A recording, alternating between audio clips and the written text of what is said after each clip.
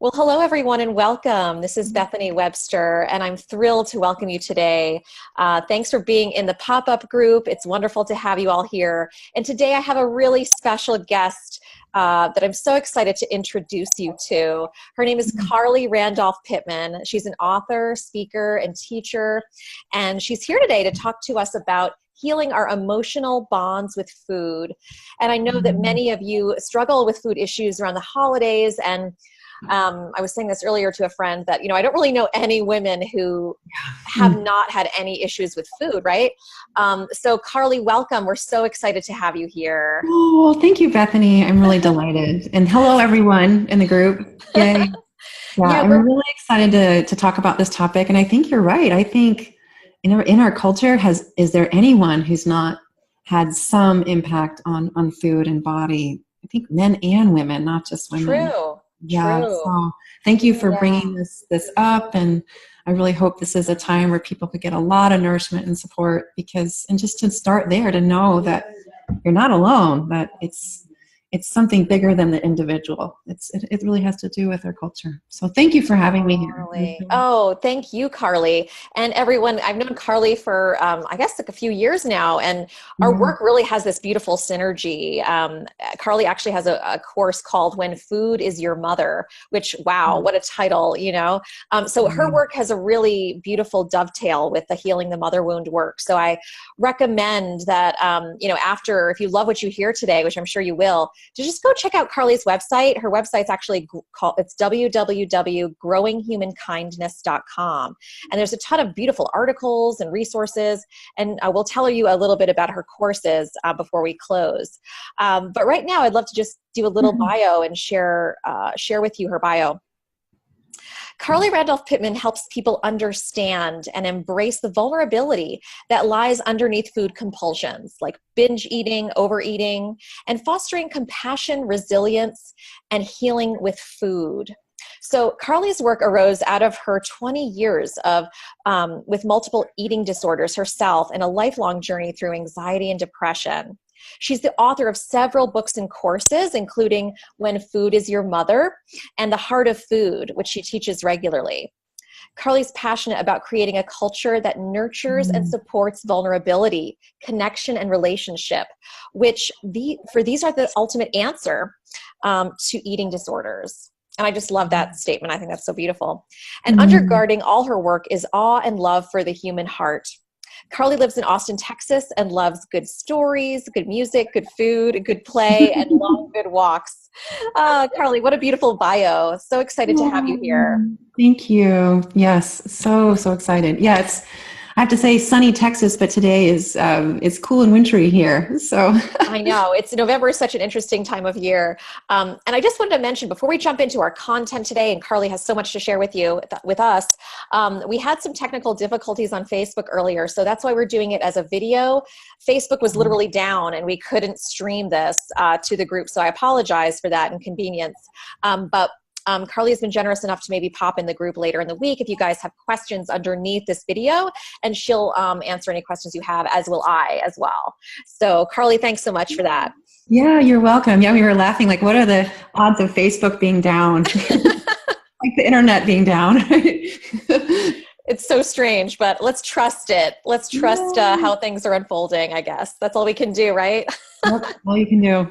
Yeah, absolutely. Okay. So where should we dive in to talking about, healing our emotional bonds with food? I think that's an amazing concept to talk about, how a lot of our food issues and struggles actually come from our emotions.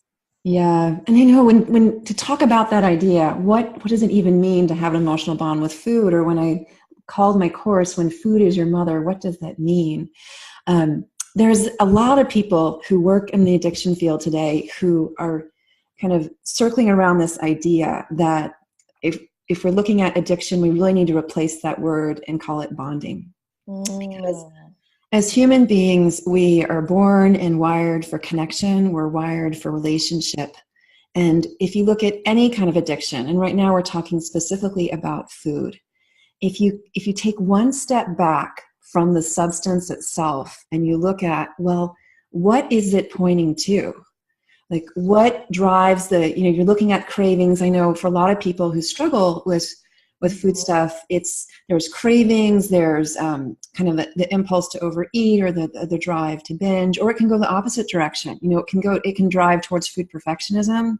It can drive towards really wanting to have a lot of control over what you're eating. It can go into a real quest for a perfect diet, where I don't know if anybody here can relate to reading every single diet book that comes out, like always looking, it's like, I need to find the highest, best, perfect diet. And if I can only find the highest, best, perfect diet, then I can have a way of controlling my weight or controlling my health or having this outcome that I want.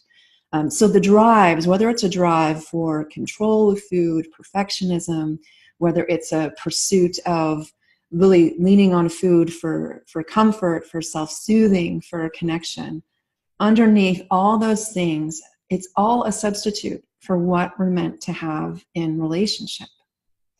So physiologically, the way food soothes in our brain, and they have a lot of people doing a lot of research about this, so they know the way it hits certain neurotransmitters in the brain.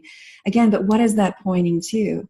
Well, we're meant to find that satiation first in that connection with relationship with others. That's how, as human beings, we come into this world. We're mammals. We have a limbic system. So the science of relationship, the science of attachment theory, which is where I went and got a lot of my training and study, if you start to unpack that, you start to see, oh my goodness. So when food is a mother, what you're talking about is food is a substitute for a kind of mothering presence. So whether it's nurturing, whether it's attunement, that sense of, oh, someone sees me and hears me and gets me, whether it's a need for empathy, whether it's a need for a boundary of, oh, sweetheart, you've had enough, you can rest now, or whether it's a need for connection, to feel like you matter, to feel like you belong, to feel like you have purpose, to feel like someone cares. All those needs are wired into us as human beings and wired into our limbic system.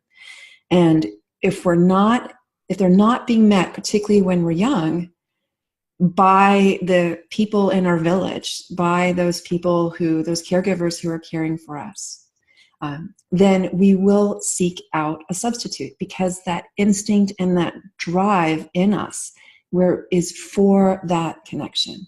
So food is a really easy substitute in the sense of it temporarily works. And I think it's really important to talk about that, because otherwise there can be just filled with such shame, or there's a lot of judgment. And I hear so much judgment towards people.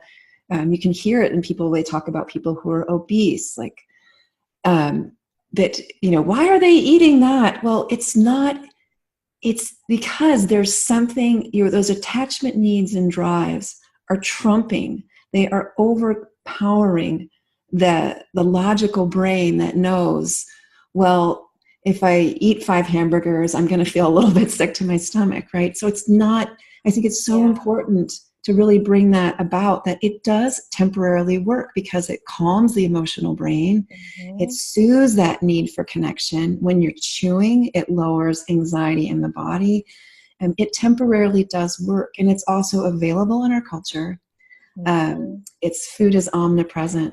And when you're using food as a mother in that way, when you're looking for food to satiate those kind of emotional and relational needs, over time it can become an actual bond, where in the same way we can bond with people, in the same way you can bond with a place, you can have a spiritual bond with spiritual figures, you can bond with your spiritual path. That same bonding energy can go towards something like food. So a real interesting way to even understand this is to even maybe take a moment and think about if you've ever had a moment where it's like when we are apart from the people that we love and the people that we're closest to, we want to be with them, we miss them. In attachment terms, they talk about how there can even be some anxiety when you're separated from the people that you love and you care about. When we're bonded to food, we can feel that way towards food. So we anticipate, we want to be with it. when the idea that we're going to be separate from it, we can feel anxious. So I often hear from folks that this shows up like end of the day. It's evening, afternoon, weekends, when things start to get quiet, when there's a transition, when you're eating your last meal from the day. If food is where you're bonded, and food is that sense of a source of safety, a sense of grounding, a sense of, oh, I'm seen and heard and understood, then the idea of not having, it's like not having your mother, not having that mothering presence. Wow. It can feel really alarming, which is what can fuel the kind of need to keep doing it. So I really hope that this gives everyone watching a real compassionate understanding of these are powerful drives in our being. You know, these are these attachment drives. And the reason attachment's so important, because we're mammals, attachment is survival, because we're born as these helpless little babes. You know, we're not like a horse that can walk at birth, right? You know, so we're really dependent on our caregivers for a long, long time for those needs. So they really take a lot of prominence, you know, in the emotional brain. So that to me is such a message of mercy for anyone who's struggled. You know, I had 20 years of eating disorders, a long time, and I was cognizant at within the first year, I knew I had an eating disorder, but it took me that long because those eating disorders were meeting primary emotional and relational needs in my life. And it was only until I could build other ways of meeting those needs that those could start to fade away. So that's kind of that way out is you're actually building a refuge in other places, so that the food, in some ways, it's not about taking that axe and being like, well, you should just cut it out. Right. You know, people will kind of say that, well, why don't you just stop? Not that simple. Yeah. So instead, you're actually replacing that bond you have with food. And this is where it dovetails so beautifully with your work. It's that bond in here with my own heart. How do I connect with myself? It's building that capacity for a lot of people, it's feeling that greater connection with life, whether it's a spiritual connection, whether it's a connection with nature, whether it's a connection to the earth, to this greater world, to love itself. And then also building those connections with other people. You know, we're not meant to do life alone. So those three areas, whether it's connection with self, connection with others, connection, whatever, if it's a spiritual practice for you, or connection with the greater world, a sense of just something bigger than yourself. You know, those are those places where then the food doesn't feel so life or death. It's more like it can start to fade away rather than kind of, you know, coming at it with a hammer or an axe, just saying, okay, you need to cut it out. You're really coming at it through the heart, from that space of deep compassion and empathy and understanding that, like, there is always something really, really tender underneath cravings, underneath that drive for food, or underneath that drive for a perfect body, or to have a perfect diet. There's something so tender and vulnerable under there. And that's what needs that care. Wow. That is such a beautiful reframing of our struggles with food. I love how you basically are saying that this is about attachment and our attachment needs not getting met. And as I'm listening to it, it kind of sounds like food, because, you know, a lot of us have experienced trauma in our attachment relationships with our mothers as our primary attachment figure. It's almost like, it sounds like food, it almost becomes a surrogate mother, like you're saying. And then once we can build more connection in our lives with ourselves, you said ourself, others, and something spiritual, or even the earth itself, just bonding with others, you know, to replace that feeling of deficit, to replace that food as that surrogate mother. So it's almost like the food becomes a bridge, you know, from the past to like a future time, like the present, where we can really. Yeah, that's a beautiful metaphor. I had never thought of it that way. But as soon as you said that, I went, yes. Absolutely. I mean, I remember some of the stories that people share. They're so poignant, and people talking about how food would always hear me. You know, if Mm. I was sad, if I was lonely, if I felt scared, I felt overwhelmed. Like in that act of eating, you feel like the food is saying back to you, "I see that you're scared. I see that you feel overwhelmed. You know, I see, I understand." It's that sense of being felt and being understood. So yeah, how do we find that in something, yeah, that bridge of the food actually probably helped you through a difficult Yeah. time. It absolutely served a purpose, and it preserved your functioning, and it brought you through maybe experiences of loss or trauma. So there's, you know, I love the way Clarissa Pinkola Estes calls it the not beautiful. You know, we develop what's called the not beautiful as a way of just um, getting us through experiences where there was trauma and loss. And there is often trauma. Like this past year, I know a lot of people, when I was teaching my last class with all the Me Too stuff that came up, Yeah. were really, really impacted because there's often a lot of sexual abuse and sexual trauma underneath food. So that's why I say it's so important to walk with deep, deep respect for whatever is those unmet needs or that trauma is, because it needs care and it needs holding, and it doesn't need, it needs compassion and understanding. So often, you know, I tell folks, if they feel really, really stuck with food, like if you've been really trying to, you know, really get healing and help, and you just feel like you're just falling over and over, and you feel really caught, like that's often a good sign that you need more healing support. There's probably trauma under there, because we can almost re-traumatize ourselves if we're diving into that pain and there's not enough support or holding. So that is something I really do recommend, that if you're watching this and you recognize, like for myself, that was a huge turning point for myself, when I was able to get the right kind of support and a therapist that I felt really, really got me and understood me, Mm. and found that healing. And there's lots of creative ways to do this today. There's lots of community resources. There's a lot. I know in my city there are community centers where you can get reduced fees for therapy, because I appreciate it's not an inexpensive thing. So I just encourage people, like, keep reaching out for help, whether it's a support group, whether it's a therapist or a healer, just someplace. If you suspect that there's trauma, you know, to get that extra support can often make all the difference, because that's what creates that safety. You know, sometimes if, you know, the Rumi quote where he talks about having tea with your visitors, you know, sometimes you need Oh, someone to have tea with you. That's that power again of connection and attachment. Is right. often what you need is someone at your side. You know, Yeah. that's what makes the difference. Totally, totally.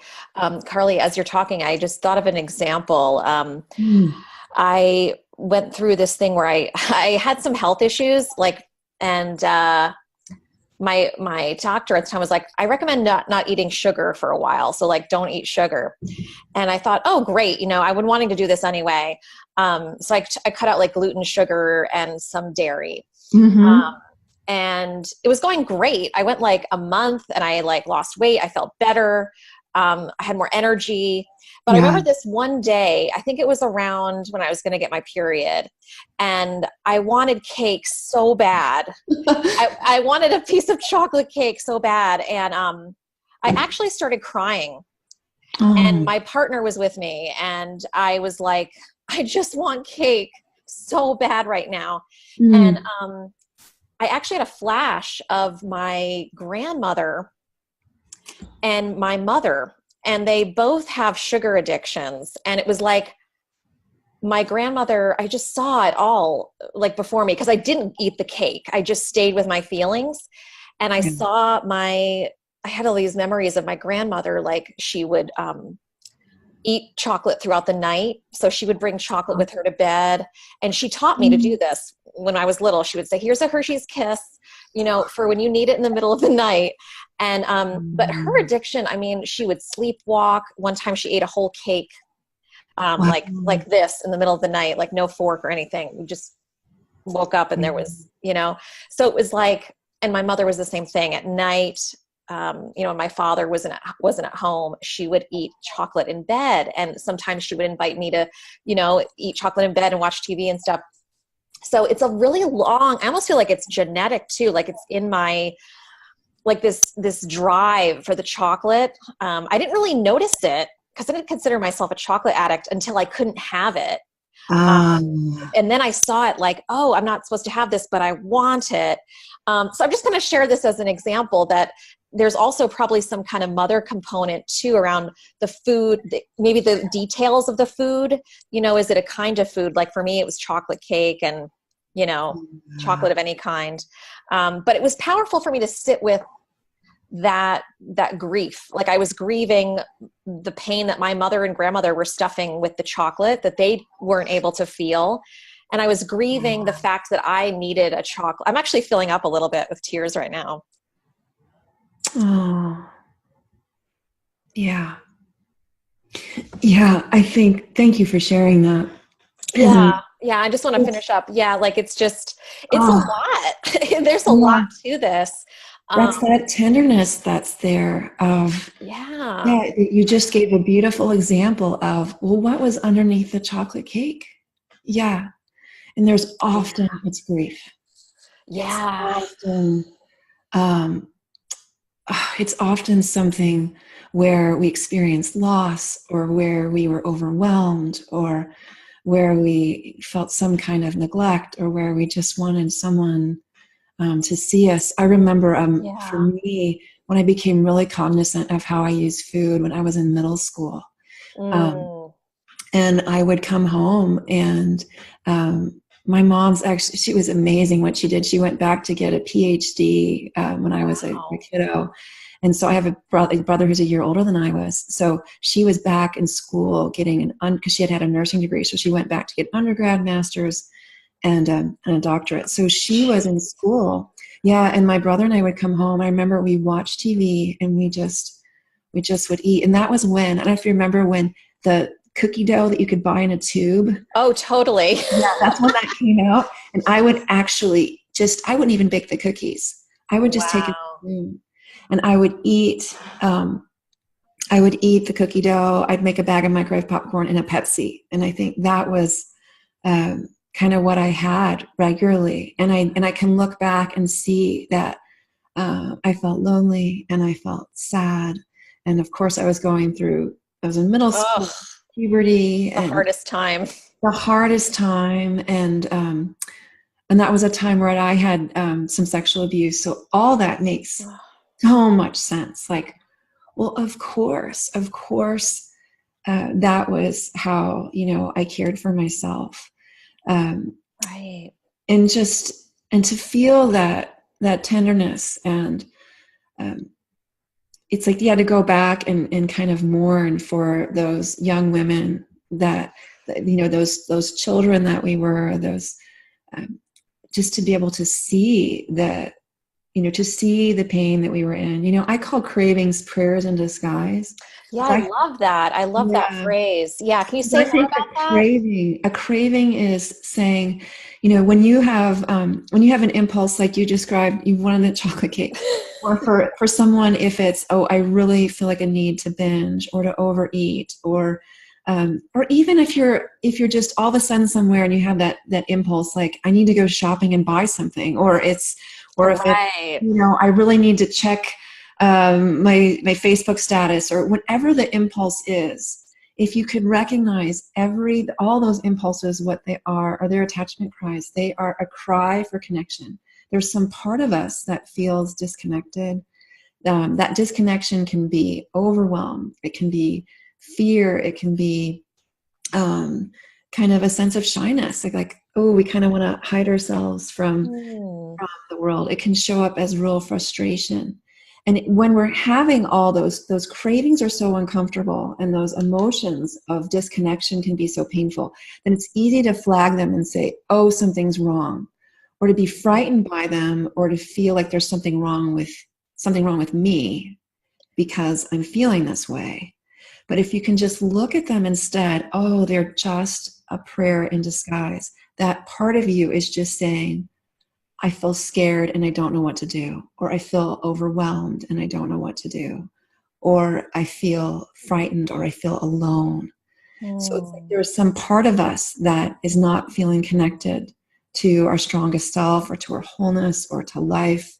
And it's like, just if you can just picture them as a really young, small child being like, help, I feel really frightened, or I feel scared, or I feel sad. And so they're saying, please see me, please help me, please care for me, please nurture me, please make room for me. That's like they're pounding on the door of the glass, like, let me in. They're pounding on the door of your heart, just saying, please care for me.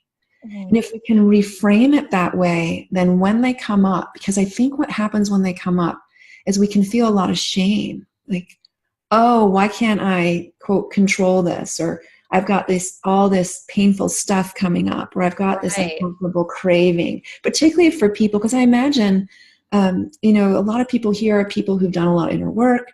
There are people who are really probably into personal or spiritual growth. So you've done a lot of stuff already. So then there can be this fear of, why is all this coming up? Or a sense of, oh, I should be past this by now. That happens a lot for people. Like, you're really having this craving for a chocolate cake, or you feel like if you go home for the holidays, you shouldn't get triggered. You shouldn't, I shouldn't have all those feelings come up, but they come up. So instead, if you just it's like just making room.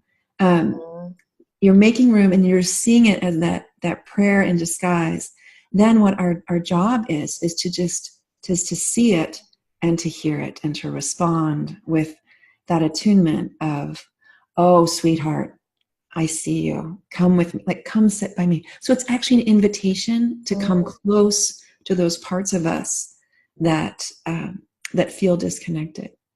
Beautiful, beautiful. And that really, it's kind of a description what I teach anyway with helping our inner child, right? So building that trust. And I love how you describe that as seeing it as a call for help from a small part of us that doesn't feel safe, and kind of like recognizing it, hearing it, and then responding to it. And it can be, I think, as simple as, putting your hand on your heart and being like, I'm with you. I hear you. I see you. I know you're scared right now, and I'm here for you. It's okay.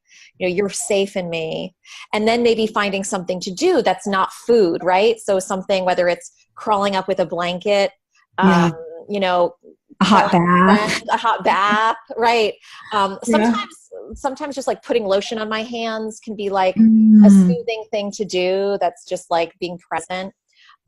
There's so many ways we can communicate other than food. And I think what I'm hearing you say is if we can just slow down a little bit. Yeah, it does take slowing down.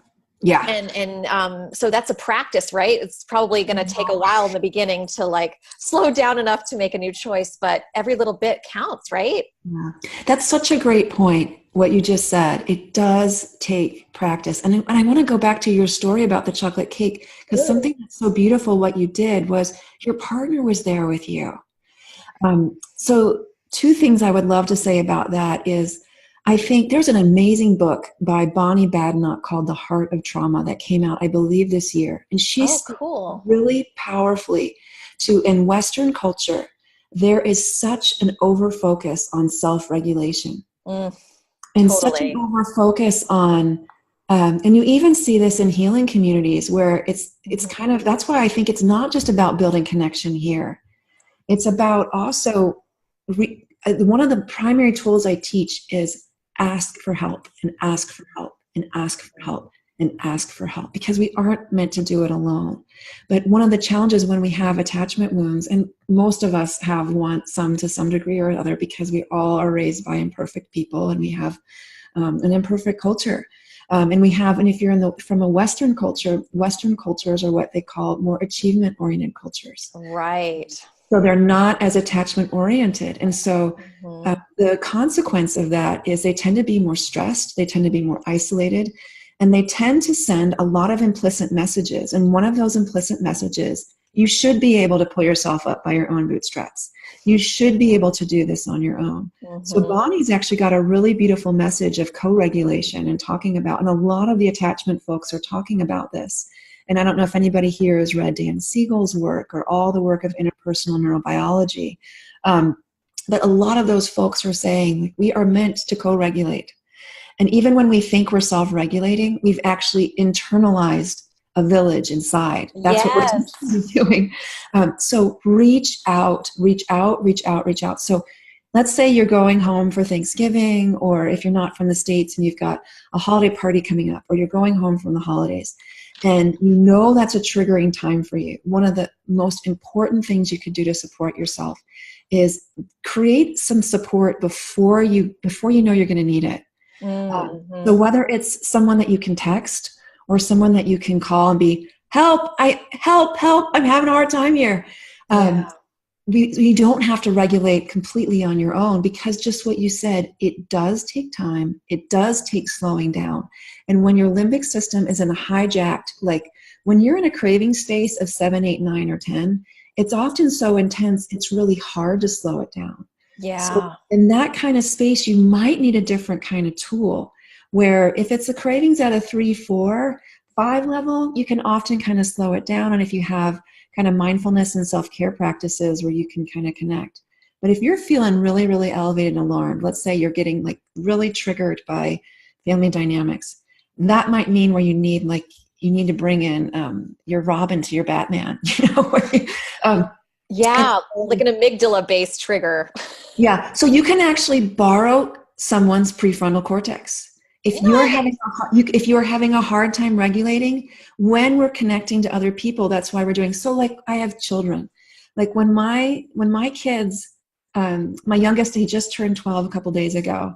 And, when he was invited to a soccer tournament, and he was like, oh, I don't know I can do it. He felt really, really scared. He's like, oh, it's going to be my birthday weekend. I don't know if I want to be out in the cold. So all his fears coming up, right? So what I'm doing for him is I'm just being his prefrontal cortex. So I'm just holding him in that space of, yep, making lots of room. I know you feel scared. Yep, it's cold. Yep, all those things. But what I'm arcing him towards is, and I know there's probably a part of you that is kind of excited and might find this to be really fun. So he's leaning on my prefrontal cortex, and he's just kind of getting all his fear and all his anxiety and and what if we lose? That wouldn't be fun. And what if he's getting all that tender emotion out. And similarly, we like to think as we become adults that we shouldn't, quote, need that anymore. But I think the mark of an adult is recognizing that. One of the founders of attachment said it this way. He said, we are born for connection from the cradle to the grave. I love that. We are not meant to somehow, that when we become adults, that somehow we should never need help or support. And it's, I think, our Western culture that really idealizes, like, you should be able to self-regulate all the time. Where I encourage people, when you realize you're overwhelmed, it's just like, okay, I'm overwhelmed right now. And then you just bring in the tools of, well, what would I need? Maybe it's, I really need someone to talk with. Maybe I need someone physically with me for the next 15 minutes. Maybe I need someone to cry with. Maybe I need to leave the house and go laugh. Maybe I need to play.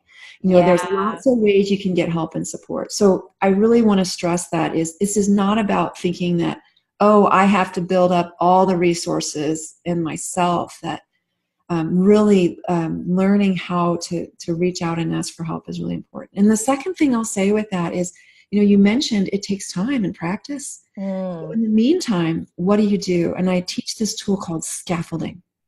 And to scaffold simply means that, well, in this moment, if I'm feeling, it's like you're like raising the white flag of surrender, like, okay, I'm feeling completely over my head here, help. And rather than trying to feel like, well, I should be able to handle this better, or when people are also getting a lot of momentum when they're able to sit with cravings, then they can get really discouraged when they get blindsided by one that they're just like, I just ate 5 pieces of cake. What did I do? When that comes up, it's just, rather than it's a profound form of self-acceptance. You're just saying, I feel overwhelmed. And then you build a structure around it. So I tell people, if you struggle every day at 4:30, if every time you go home from the holidays, if you really struggle, it's like you're making room for that. I know every holiday, one of my kids is pretty much going to have a meltdown about presents. It's just because there's so much emotion around it. If I just make room for that, I'm not making it wrong. And because I'm making room for it, it's like, oh, it's okay. It's part of the holidays. Yeah. So suddenly for ourselves, if you can just make room of knowing, make room for the fact there's probably going to be a time when you're going to feel overwhelmed and you're going to really want to eat cake or whatever it is. If you go in there beforehand, just making room for that to happen, and then you can have a plan for it, it's like, it's not the end of the world. It's like, oh, this is part of it. Okay. So you can make a plan. So maybe you make a plan where this is where, again, you have those places of support, or maybe it's a structure for yourself where you need that structure of, where you have structured meal times, or maybe it's you structure in some time where I'm going to go and have a walk, or whatever it is that you do. It's going to be different for each person. So this is where you have that sense of, well, what really helps me? For some people, it might be going and exercising. So maybe it's like, okay, I'm going to go find a yoga studio, or I'm going to go find a kickboxing studio so I can go and box, or whatever it is, right? Whatever it is that helps you feel cared for. It's like you're just making room and planning. Like, big feelings come up at the holidays. It's okay. I might feel really triggered.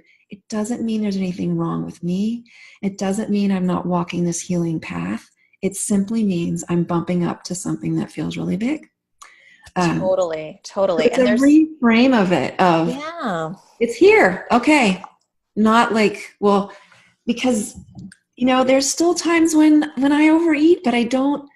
It's like, you just make room for it. It's like, oh, okay, I got really excited about that pizza. It's okay.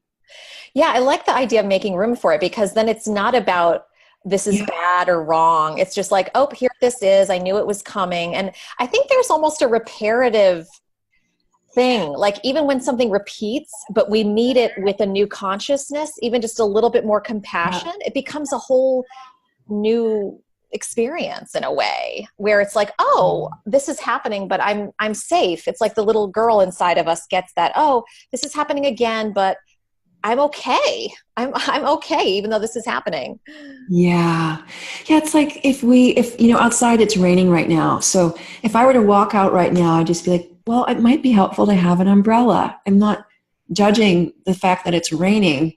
It's just like, oh, I just need an umbrella. So similarly, if you have a moment where you're feeling really hijacked, you don't even have to know why you're hijacked. You don't even have to know why. It's just that acceptance of, oh, something's really getting stirred up.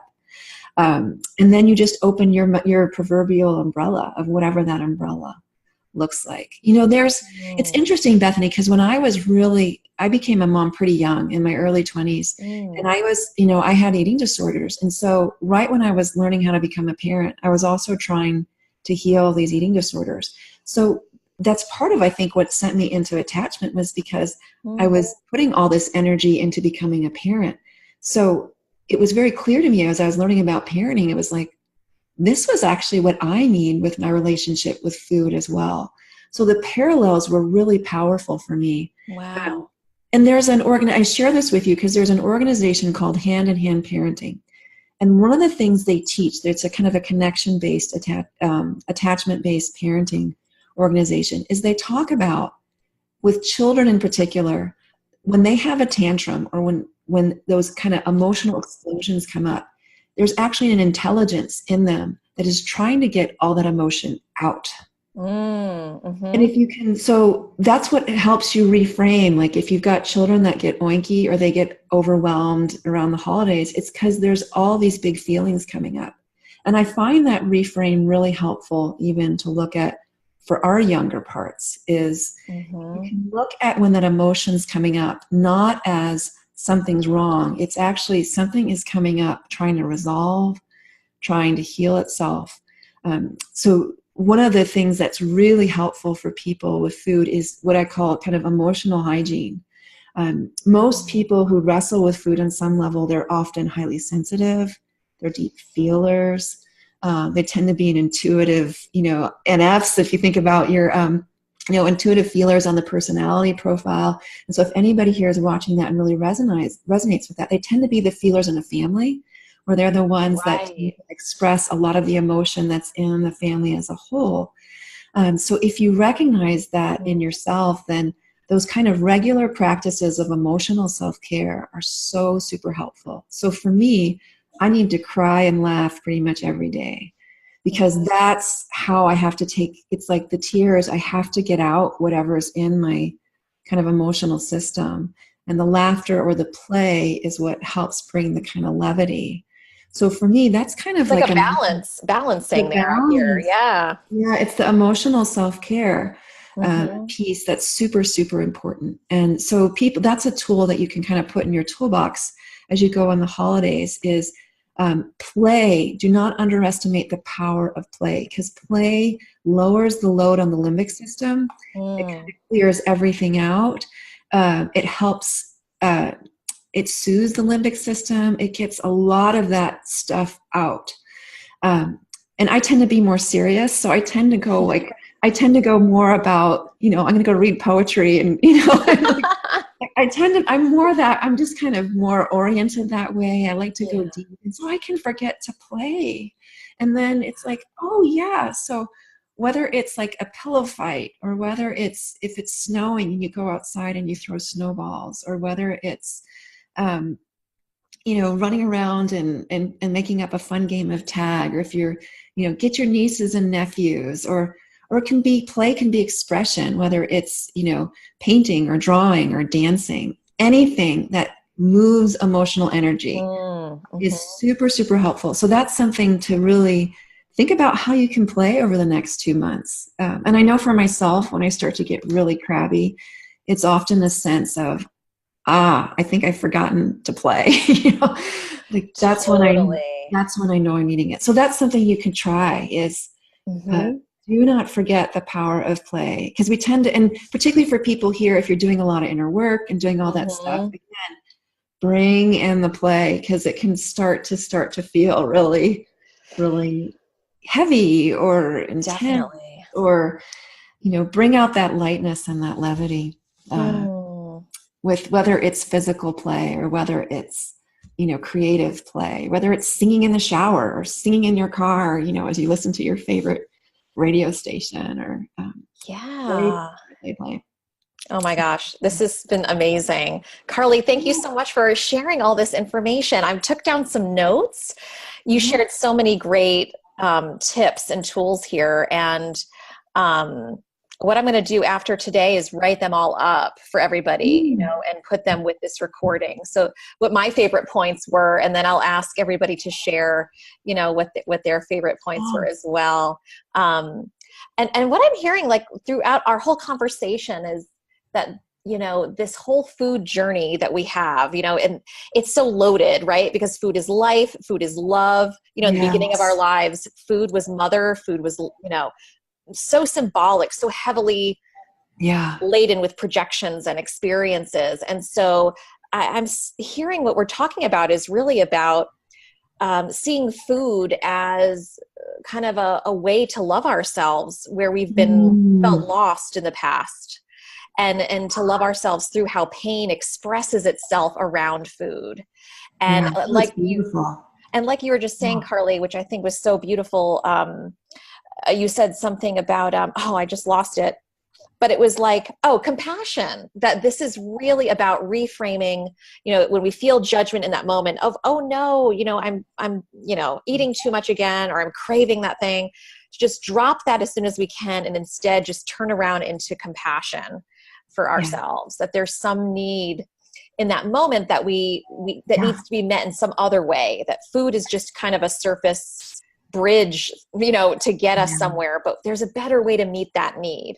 And it always involves some level of compassion, and meeting, saying, oh, I see you, like to your little girl inside, like your inner child, oh, I Yeah. see you, little Bethany. I see that you need something right now. I hear you and I'm with you. Let's Yeah. let's connect for a while and see what we can do to help you feel more safe right now, more Yeah. supported. And I think every time we do that, we repair something, Yeah. very deep. And so this Yeah. food journey is such a opportunity, isn't it? Yeah, it's a real opportunity because it was so beautiful just how you described it. Yeah, if we reframe it, like when my son gets overwhelmed at the holidays around gifts, it's just an opportunity to connect. If I'm not attached to him liking his presents or him even having a good time, then I can meet him where he's at. Mm. Like, oh, I can see this is hard for you, or just connect with him. And it's the same for ourselves. It's an opportunity to connect. It's like, okay, this is the weather right now. This is the life. This is another part of me that wants to be seen and wants to be heard. And I'm like you, for me, it's like, if you can see, it's often putting my hand physically on my heart, just like, oh, I see you and I feel you. Yeah. Oh, little sweetheart. Yeah. I had a phrase a couple years ago that I started using with myself when I was going through a really hard time that I can close with. And that's what I would put my hand on my heart and I just say, I will not make war against my own heart. Just because when that judgment would come in those voices, like, okay, no, I'm not going to make war about whatever tenderness is coming up. And if it's a reframe, in my experience, once we can reframe it as this is an opportunity to connect, it also softens some of the anxiety and because for a lot of people, when you struggle with food long term, it can get really scary and you can feel overwhelmed and it can give a lot of anxiety.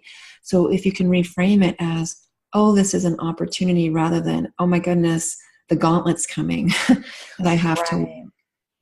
That can be just a message as a way of going into the holiday season of, oh, these are opportunities to connect. And if I'm feeling overwhelmed, I can trust myself to get the help and support I need. I don't have to do this by myself, because I think that's a really important part of that reparenting is, oh, this idea that I have to be this lone ranger. No, So calling in that help and support. So thank you for that. Beautiful. It was so beautiful the way you said it.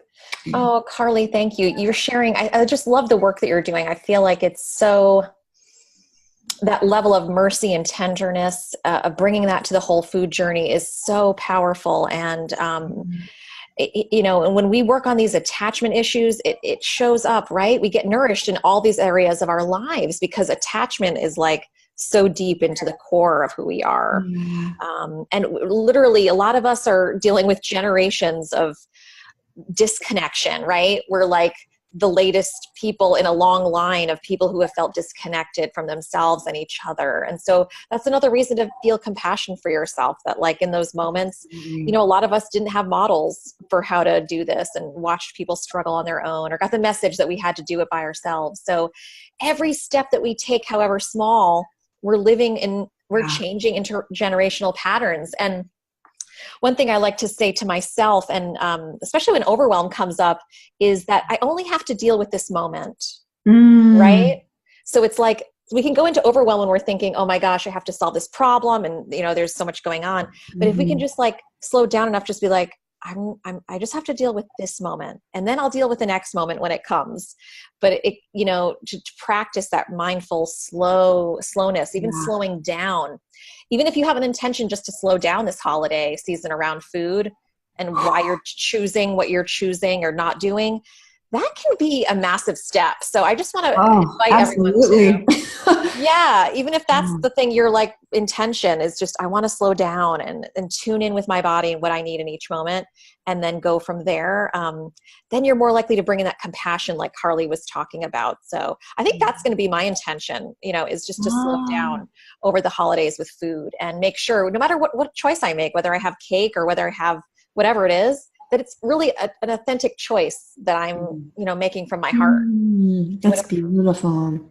That's beautiful, Bethany. Yeah, it does take mercy and compassion because, we're tender human beings. And I think the last thing I'll share to dovetail off what you said about really looking at the generations is, for me, my food journey, surprisingly, helped me feel more connected to my family rather than less, and Very more cool. connected to people in general, because it was like, quote, my failures, when I say that in quotes, like my eating disorders, because I dealt with a lot of perfectionism and a lot of feeling like I needed to get everything right and do it right the first time.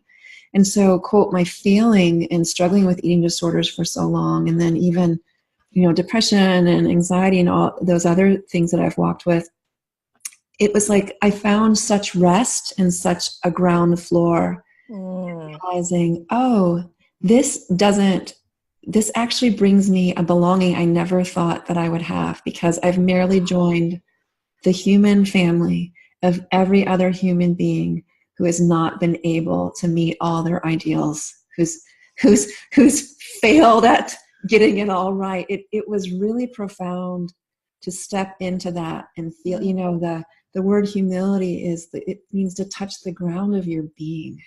Ooh. I know. So it's like the humility of liking, oh no, I didn't have to always get it right. It's okay.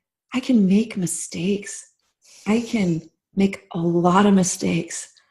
I'm not being graded for how I do, right? These are things we all internalize, from our cultures, and so that mercy, that ground floor mercy of, oh, we all belong. We all have been wounded. We all have failed to meet those expectations. There's tremendous rest there, because there's nothing to prove. It's like, I don't have to grasp after making myself the achievement mindset that I had kind of carried about myself was able to really soften there. I found such rest. And then it actually connected me of really helping forgive things that were in my family line, where I was able to really connect and see the pain that ran through the family, and find that mercy of, it was no one's fault. It just was. And then, so as I was able to forgive myself and forgive my family, and it's like there's a transformation in the heart. There's a real alchemy there. And in my experience, that alchemy then, that can show up with that willingness of, oh, I can reach out for help, because it's not, I don't have to prove that I can do it on my own, or it's not about having to, quote, get it right. There's more room to be vulnerable and to be real. And that connects, so it can create a real healing with our family line, I think, of, oh, wow, just seeing that shared common humanity. Yes, exactly. Like, and a lot of times it has to do with giving ourselves some space to be like, oh, they're just suffering human beings. I mean, it took me years and years to be able to see my family, my parents especially, as, wow, they're just suffering people that have not had many tools, that, and they're living that out.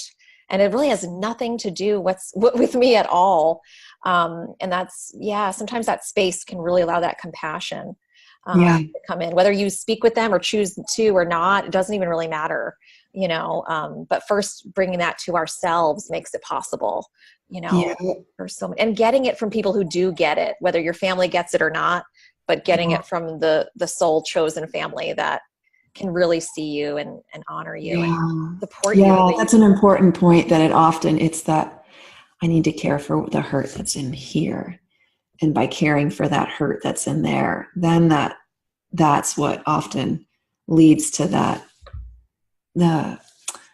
how we can relate to others. And and having that, as we said, we were talking about earlier, that trauma, or there needs to be that support, that people who can see and acknowledge our experiences and mirror them back to us. So we could, I know.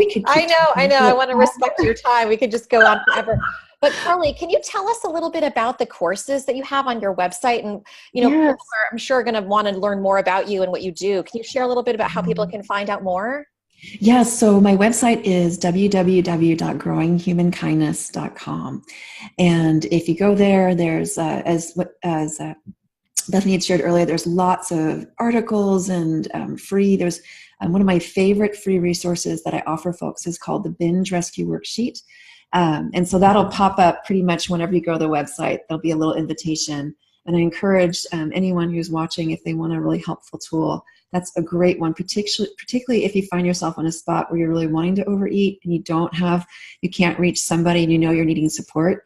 It's actually a tool that walks you through that process of just kind of soothing the emotional brain.